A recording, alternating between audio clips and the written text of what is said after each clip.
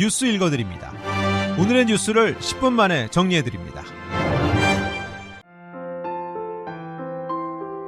캘리포니아주에서 렌트 비용으로 매달 $3,000를 지불하는 가구 숫자가 100만이 넘는 것으로 나타났습니다. LA 데일리 뉴스는 월 $3,000 이상 렌트비를 내는 세입자는 107만 가구에 달하며 전국에서 월 $3,000 이상 렌트비 지출 가구 총 숫자가 290만이라며 캘리포니아주가 차지하는 비중이 37%에 이르는 것으로 집계됐습니다. 팬데믹 이전 2019년과 2023년 조사를 비교하면 캘리포니아주에서 월 $3,000 이상 렌트비 지출 세입자는 4년 동안 58만 7천 가구 증가해 4년간 2배 이상 많아졌습니다. 캘리포니아주의 경우 2019년 월 $3,000의 렌트비를 지출하는 가구 숫자는 전체 세입자 가운데 8.3%였지만 2023년 10%포인트 가까이 오르면서 18.2%가 되었습니다. 캘리포니아주 세입자 5가구 가운데 한 가구는 매월 $3,000 이상의 렌트비를 내고 있다는 분석입니다. 대통령 선거가 한 달밖에 남지 않았지만 대선 판세는 예측을 불허하고 있습니다. 매직 넘버 270명을 확보하기 위한 마지막 득표전이 전역에서 일어나고 있습니다. 월스트리트 저널이 현재 해리스 부통령은 538명 중 최소 225명의 선거인단을 확보했다고 분석했습니다. 트럼프 전 대통령이 확보한 선거인단은 218명입니다. CNN이 각종 여론조사를 종합해 분석한 결과를 보면 해리스 부통령은 225명, 트럼프 전 대통령은 219명의 선거인단을 확보했습니다.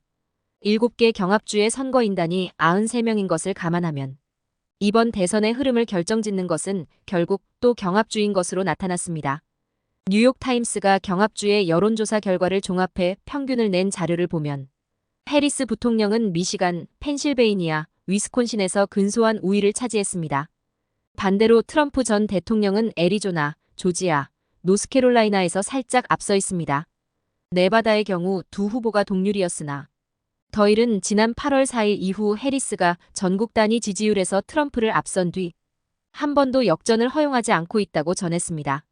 연방특별검사팀이 도널드 트럼프 전 대통령의 2020년 대선 결과 뒤집기 시도는 형사상 면책 대상이 될 수 없는 사적 행위라고 규정했습니다.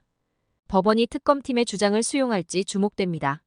잭 스미스 특검팀은 공개된 165쪽짜리 법원 제출 서류에서 피고인 트럼프 전 대통령은 기소된 대선 뒤집기 시도 행위 기간 현직 대통령이었지만 그의 계략은 근본적으로 사적인 것이었다고 말했습니다. 이어 피고인이 사적인 공모자 그룹과 공조하고 정부의 선거 관리 기능을 사기와 속임수를 통해 교란하는 복수의 범죄 수단을 추구했을 때 트럼프 전 대통령은 당시 현직 대통령이 아닌 대통령 후보로서 행동했다고 지적했습니다. 특검팀이 이번 서류를 법원에 제출한 것은 연방대법원이 지난 7월 1일 전직 대통령의 재임 중 공적 행위에 대해 형사상 면책 특권을 폭넓게 인정해야 한다고 결정한 데 대한 대응입니다. 연방대법원의 이 같은 결정으로 대선 결과 뒤집기 시도에 대한 공판이 대선 일전에 시작될 가능성이 사라지면서 트럼프 전 대통령은 사법 리스크를 덜었습니다. 특검팀은 대법원의 결정에 따라 앞서 기소한 혐의 내용 중 공적 행위와 사적 행위를 구분해 공적 행위에 대해서는 기소를 취소해야 합니다. 특검팀은 피고인이 2020년 대선에서 패했을 때 그는 권좌에 계속 남아있기 위해 범죄에 의지했다면서 그 범죄에는 트럼프 전 대통령이 2021년 1월 6일 펜스 당시 부통령에게 대선 선거인단 투표 집계 결과에 대한 인증을 거부하라고 설득하려 한 것도 포함된다고 밝혔습니다. 조 바이든 대통령이 동남부 항만에서 노동자들의 파업이 사흘째 접어들면서 노사 간 협상에 진전이 이루어지고 있다고 밝혔습니다. 미국의 동남부 항만은 거의 반세기 만에 최대 규모의 파업으로 사실상 폐쇄됐습니다. 메인부터 텍사스까지 선박의 하역이 차단되어 바나나부터 자동차 부품까지 모든 품목의 부족을 위협하고 주요 항구 외부에 정박 중인 선박의 적체를 유발하고 있습니다. 이번 파업으로 다양한 컨테이너 화물을 취급하는 뉴욕, 볼티모어, 휴스턴을 포함한 36개 항구가 사실상 폐쇄됐습니다. 항만 소유주들은 협상 가능성이 여전히 열려 있다는 신호를 보냈지만 노조 측과 고용주 사이 협상 일정은 미정이라고 로이터는 전했습니다.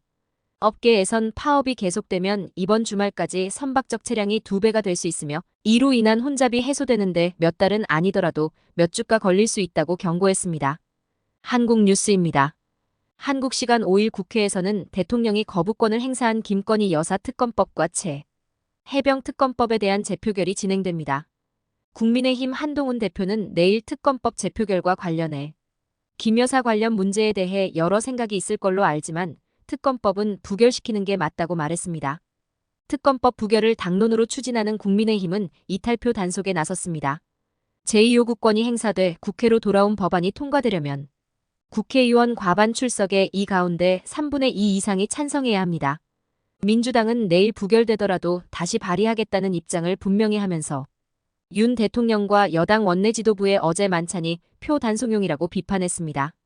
여당 내 이탈표가 8표 이상 나오진 않을 거란 전망이 많지만 무기명으로 진행되는 만큼 결과를 예단하긴 어렵다는 관측도 나오고 있습니다. 한동훈 국민의힘 대표가 김대남 전 대통령실 행정관의 이른바 공격 사주 의혹에 대해 강경하게 대응하겠다는 뜻을 거듭 밝혔습니다. 논란이 커지자 대통령실은 대통령 부부는 김 전 행정관과의 친분이 전혀 없다며 연관성을 일축했습니다. 한 대표는 대통령 부부가 무관할 거라고 생각한다면서도 진상규명은 이루어져야 한다고 강조했습니다. 친한계가 진상조사를 강조하는 것은 김 여사 관련 의혹과 의정, 갈등 등으로 당정 간 긴장 관계가 이어지는 상황에서 당이 주도권을 쥐려는 의도라는 분석도 나옵니다. 끝으로 날씨입니다. 남부 캘리포니아 주말까지 뜨거운 날씨 보이겠습니다. LA와 오렌지 카운티는 낮 최고 기온은 90도, 밤 최저 기온은 59도 예상됩니다. 밸리와 인랜드 엠파이어 지역 낮 최고 기온은 100도, 밤 최저 기온은 65도 전망됩니다. 해안가 지역은 낮 최고 기온 75도, 밤 최저 기온 64도 예상됩니다. 산간 지역 낮 최고 기온은 81도, 밤 최저 기온은 50도, 사막 지역은 낮 최고 기온은 103도, 밤 최저 기온은 60도 전망됩니다. 오늘의 뉴스 읽어드렸습니다. 고맙습니다.